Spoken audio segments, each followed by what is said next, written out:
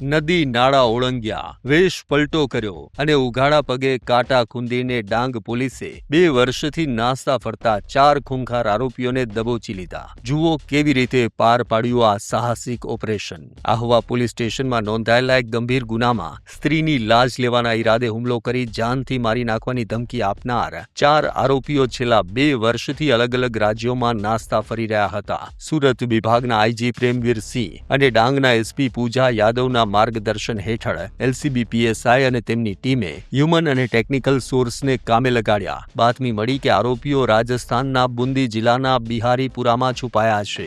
આરોપીઓ સીમ વિસ્તારમાં વાડીઓમાં દંગા બનાવીને રહેતા હતા, જ્યાં વાહન જઈ શકે તેમ નહોતું. ડાંગ પોલીસની ટીમે વેશ પલટો કર્યો, ઉઘાડા પગે કાચે રસ્તે ચાલી નદી નાળા ક્રોસ કરી અને આખા વિસ્તારને કોર્ડન કરી 2 આરોપીઓને દબોચી લીધા. બાકીના 2 આરોપીઓ મહારાષ્ટ્રના નાસિકના મેળામાં ધંધો કરવા ગયા હોવાની જાણ થતા એલસીબીની ટીમે તાત્કાલિક ત્યાં પહોંચી તેઓને પણ દબોચી લીધા. પકડાયેલ આરોપીઓમાં માનસિંહ, મુકેશ રણબીર અને ધનપાલ બાગરિયાનો સમાવેશ થાય છે, જે તમામ રાજસ્થાનના વતની છે. અને હવે આ તમામ આરોપીઓને કાયદાનું ભાન કરાવવા માટે આહવા પોલીસને સોંપવામાં આવ્યા છે. આવા જ અવનવા વિડીયો જોવા માટે ફોલો કરો ઇન સેકન્ડ્સ.